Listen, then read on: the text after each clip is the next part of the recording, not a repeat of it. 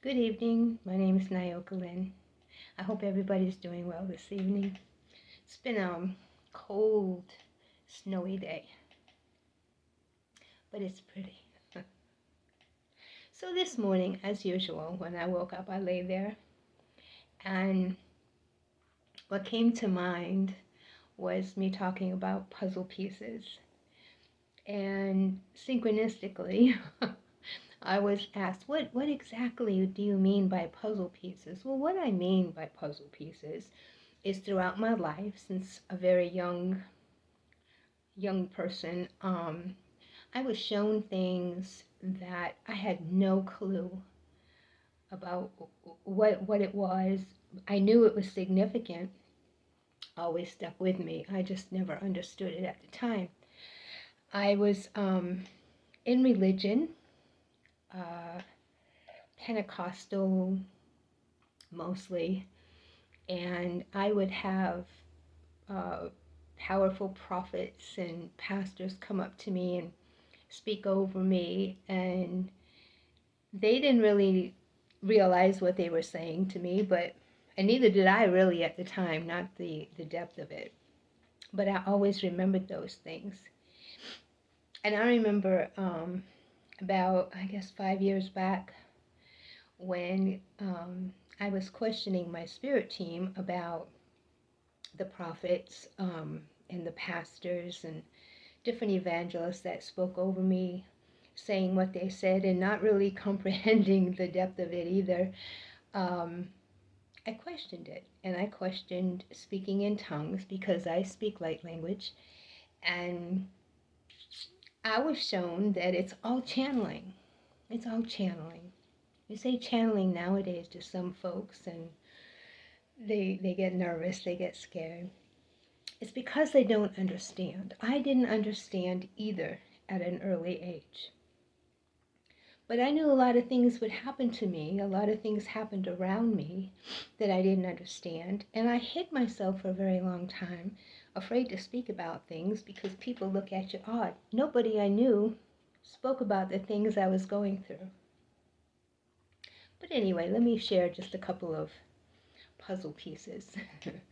So I can actually recall being 3 years old, sitting with my grandmother on her porch. She lived on the third floor in the south end of New Bedford, Massachusetts. And from her porch, we could see the ocean. And I remember staring out at the ocean. I remember this. And when she brought it up to me, I got instant recollection. And she said, yeah, you were 3, and you were staring out at the ocean, and I asked you what you were looking at. And you told me very clearly, almost in a very adult manner, that you were waiting on your husband because he was out fishing and you were waiting on his return. Now, to some you'd think, well, oh, it's a 3-year-old's imagination. Okay, well, maybe. And then, when my youngest was approximately 2.5, I want to say, he was on the floor, he was playing, he had toys scattered everywhere. And we were getting ready to go out. And I said to him, his name was Carlos, but his father named him a nickname. We used to call him Kaki. And I said, Kaki, Mommy needs you to start picking up your toys because we're going to go out. He looked up at me in a very adult voice. He said, my name is not Kaki. My name is Keith. I was like, what? I just stood there and I was like, your name is Keith? And he just kept playing like nothing. And it kind of threw me. Now, at the time, I was a stay-at-home mom. Nobody in his father's side of the family, not to my knowing, was named Keith. I didn't have anybody in my family at the time that was around me. I had a cousin, Keith, who lived far away. I was in South Florida. My cousin Keith was in up north. And as far as my knowing, my son never heard the name Keith. And the voice threw me when he spoke to me. Never forgot it. Didn't know what that all meant, but I never forgot it. And then when my grandson, my fifth grandchild, Josiah, when he was 4, I was sitting in my daughter's house, sitting at the breakfast bar having a cup of coffee. And from where I was sitting, I could see him sitting on the floor, cross-legged, elbows on his knees, watching cartoons. Now I know I've had this like little special connection with him. And it's not like I love him more than all my grandchildren, because I don't. I love all my grandchildren. But there was something about him. I mean, we used to laugh at the same stupid dry jokes that nobody got. I mean, we understand each other. And and he was 4. Well, as I'm thinking this, I'm looking down at him and I'm drinking my coffee. And he looks up at me. He looks up. He looks back at the TV. He looks up and he smiles. He gets up and he goes, Nettie, don't you remember? So now I'm thinking, what did I forget? Did he ask me for something? I said, remember what, Josiah? He came over to where I was and he leans on the breakfast bar and he goes, Nanny, don't you remember? Now mind you, he's 4. He goes, Nanny, you and me. He said, we was old. He said, we used to sing and dance. He said, don't you remember? And I'm looking at this child like, what? And I had goosebumps from head to toe. I said, what? He goes, yeah, you and me. He said, we used to laugh and sing and dance. He said, you used to walk with one of those things, talking about a walker. He said, I used a stick. He said, I died first, but don't tell Mom. Now I'm sitting there blown away. He walks back over, he goes and he sits on the floor and he's watching TV. Now I'm sitting there like, what? I said, Josiah. He looks up at me, he goes, yeah. I said, what was all that? He goes, what was what, Nanny? I'm like, what did you just tell me about we was old? He goes, what? Yeah, I call that a bleed through. But anyway, so then I have a niece. I don't know that my sister wants me to mention her name, so I won't. But I have a niece, and she was 4 years old at the time. I hadn't seen them, her or my sister, for a good 4 years. I mean, she was just a baby the last time I saw my sister. And they asked me if I would babysit so my sister could work some night shifts, and I said, okay. So now she's sitting on the floor, and she's playing with this little Minnie Mouse tea set that I gave her. And I'm just sitting in my recliner, and I'm kind of goofing around on my phone while she's playing with her tea set. Well, she looks up at me and smiles. She starts playing again. She looks back up at me and smiles. And I'm like, okay. So she points to a collage frame that I have on the wall over the TV. And she goes, that was you, in the middle. I said, yeah, that's Auntie Nikki.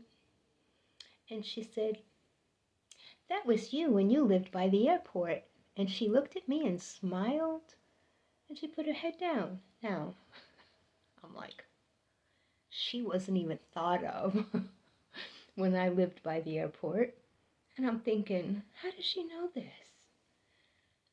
I said, Bella, I said, what are you talking about? She goes, what?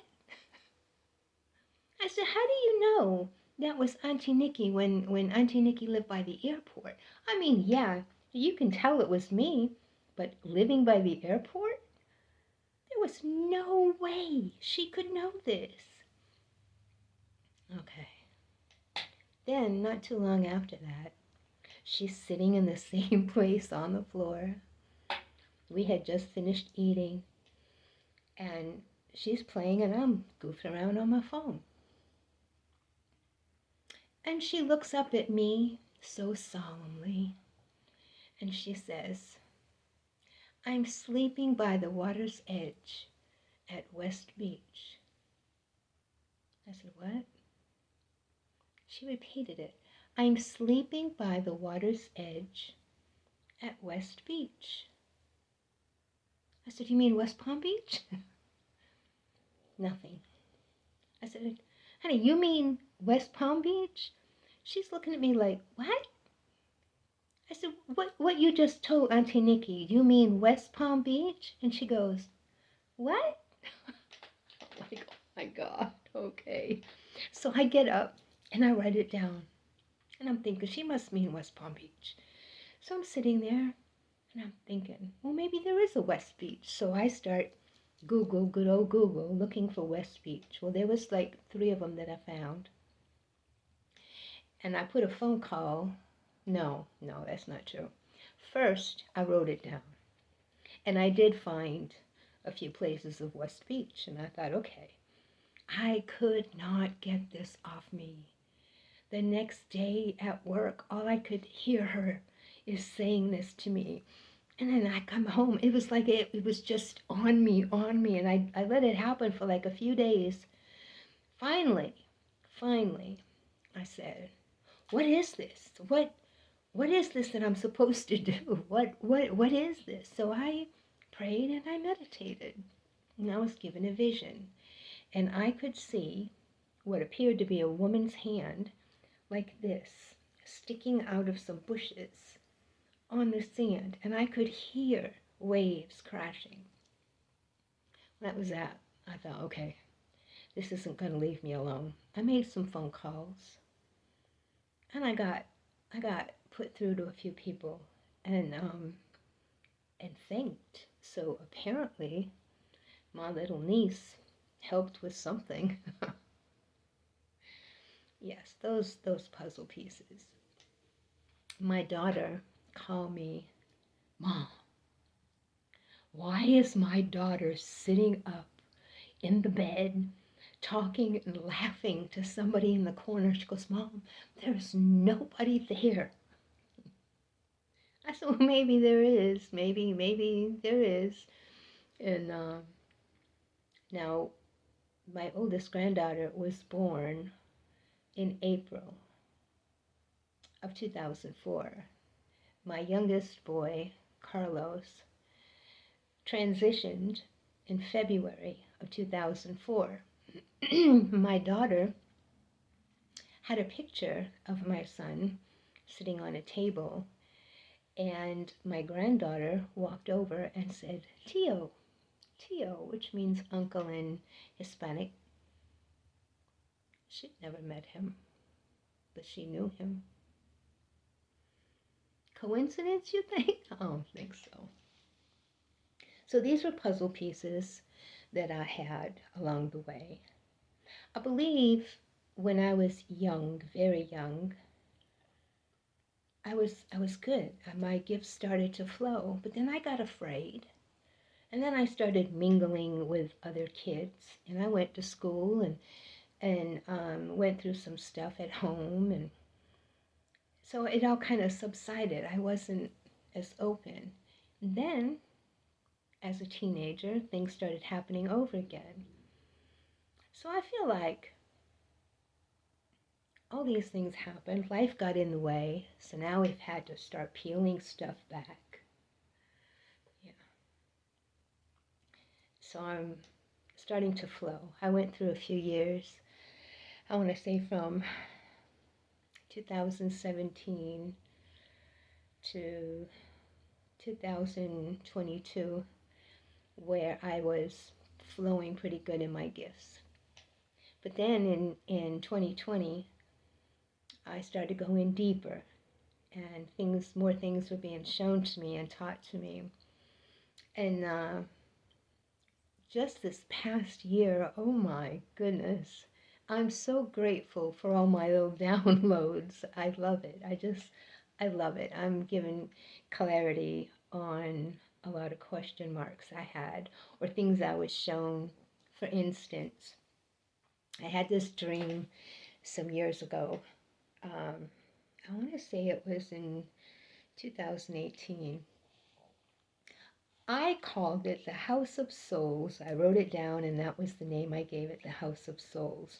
I dreamt that I was walking through this big yard. It was like a field almost, and there was nothing around but this one big white house. I kept walking up to it. I got to the door and I knocked on the door. And when the door opened, this orange soul was standing there. No features, three-dimensional, but almost translucent. Orange. The prettiest orange I ever saw was orange. And I said hello, and it nodded and telepathically said to me, wait here. So I'm standing there. It left. Now I am looking into this enormous front room, I guess you call it. It was like huge. And on the right hand side and on the back, there were like rows and rows and rows of books. And there were these souls, all different, brilliant colors, floating up and down the books, pulling out books, going back and forth. I was like mesmerized. I had never seen anything like that. And I just kept looking and looking. And then the orange soul came back and told me telepathically to follow. So I followed. And to the left of me, there was this little room, the littlest office I ever saw. I think my bathroom's bigger than it. All it fit was one little round table with one chair on one side and two chairs on the other. And it had me sit on the side with the one chair. And I'm like this, looking through the doorway, watching these souls. And then suddenly, two indigo blue souls appeared. One was taller, the other was a little bit shorter. And they stood there. It was brilliant. It was beautiful. They came, and it was funny because they were standing there. I didn't see them actually go to the chairs. It was like I saw them there, and then they were in the chairs. And telepathically, they looked at me and they said, you are being healed. You are being completely healed. And I woke up and I thought, wow, that is just mind blowing. So I wrote down the dream and I called it the House of Souls. Well, was it maybe 2 years ago? What was shown to me was those souls were just different incarnations, I guess, of the same oversoul. I don't know. That's another story. But it was like all different incarnations, and those were all records, and you had to see them. So in my mind, I'm thinking, wow, that's all different levels, those colors. Colors have vibration. Colors have music to them. But this was beautiful. So I held on to that. So what is this all showing me? This is showing me that we are a piece of God. We are co-creators. We are here to experience life. And we are infinite. We've been, we always will be. I love what I heard about, I think it's 4 laws, 4 universal laws, and I'm probably not going to get them in the right order, but one of them is, everything is now. Everything is now. The second one is, once you exist, you cannot not exist. You're going to exist forever. The third one is what you put out, you get back. And then the fourth one is everything changes except the first 3 laws. And I loved it. I loved it. But this is all puzzle pieces, and what's the puzzle coming into? Me, who I really am, who I really truly am at my core. Yeah. And I don't despise my early beginnings. No one should. That's why I have a love for Christian people, because I know more about them than most other religions. That was my early start. And yes, the scriptures have been grossly manipulated. They've been transformed so that it looked like control and pretty much spit in the face of Yeshua. Yeshua's message came to empower us, to show us our divinity. And they turned it around and took all that from us after his crucifixion. They took all that empowerment away from us and had us rely solely on the external. And then told us how sinful we were.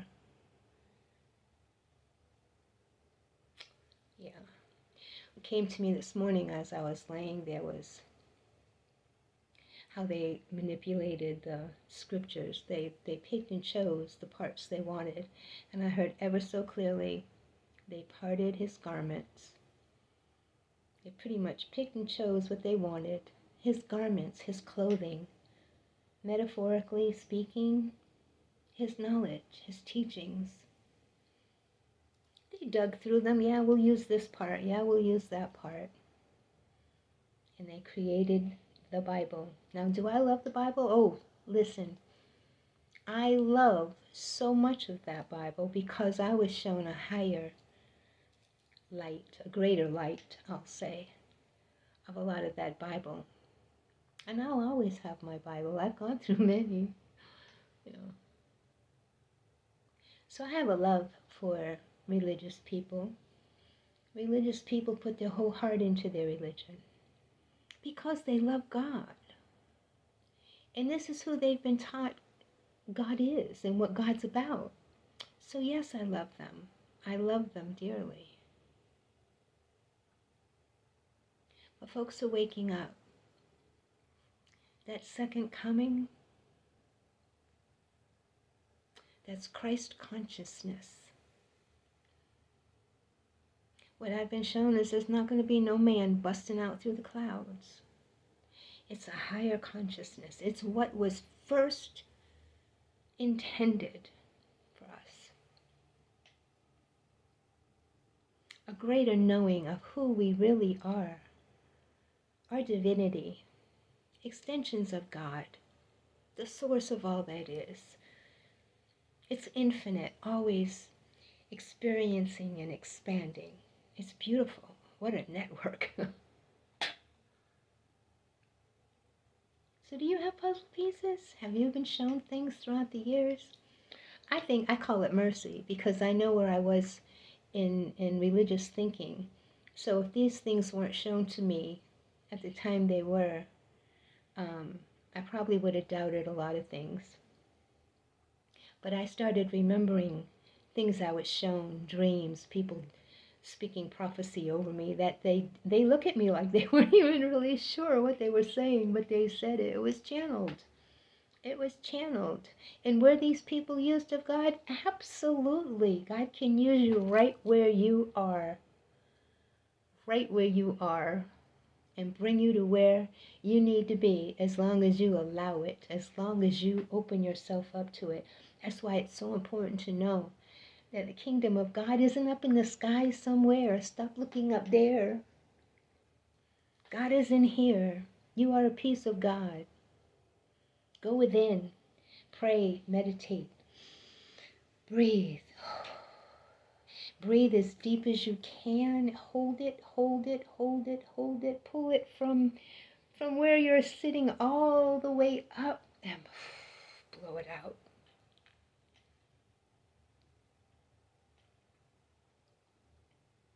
You are divinely loved. You are a divine co-creator. Yes, you are. You create your reality with your thoughts, intentions, emotions, emotions really push your thoughts because we have millions of thoughts all day long. But those emotions behind them, those strong beliefs, what is a belief? A thought you just keep thinking. And when you have strong emotion behind those beliefs, you're putting it out there and you're attracting it. You're a big radio receiver. Whatever frequency you're tuned into, bam, that's what you're tuned into. If you're tuned into joy and looking for the light in all situations, you're going to continue to find the light in all situations. Will things come up that aren't too happy? Yes. But your focus on them, the way you see them. Okay, this is something else. This is another opportunity for me to see what I got going on. It's like a mirror. Here I am. I'm here showing you that you got a problem with your self-worth. Oh, here I am. I'm showing you that a problem with your anger. You got to look at it that way. It's like a treasure hunt. That's the way I see it anyway. And like I say, not all things feel so good. Some things take a little minute. You gotta let them marinate a little bit. Look at the emotions it's bringing up. That's what's gotta go. Notice how you handle it. It's like I have a regimen I go through when I start processing things. I've had some wonderful teachers on how to control my emotions. I'm grateful. I'll always be grateful. Yeah. I've been taught not to react so quickly, but I've been taught to look at what emotions do rise up in me. And before I react, I pause. I process it. I remember, my friend Chris is going to laugh if she watches this. Her and I were working in the floral department. We were building our store in Royal Palm Beach, Florida, Hobby Lobby. And I began talking to her then. And I knew that God had put her in my life. And I spoke a lot of things to her. And I kept saying, don't worry, it's a process. It's a process. So one day, it was truck day. Oh, dreaded truck day. So here's a million boxes all over the place. And I'm opening them up and pulling things out and separating things and putting them in shopping carts so they can be put away. And I opened this one box, and laying there right on the top was a piece of paper about this big, and it says, what is the process? I had chills all over. You know, Spirit does me this way. I get little notes, I get little things, synchronicities coming my way. And to me, it's a treasure hunt. And I guess maybe because I see it the way it shows up that way, I don't know. But yeah. Now, when you begin really boldly walking in your truth, folks will back up from you. I understand that. It's okay. I love them. I understand. I understand. I was fearful of change once.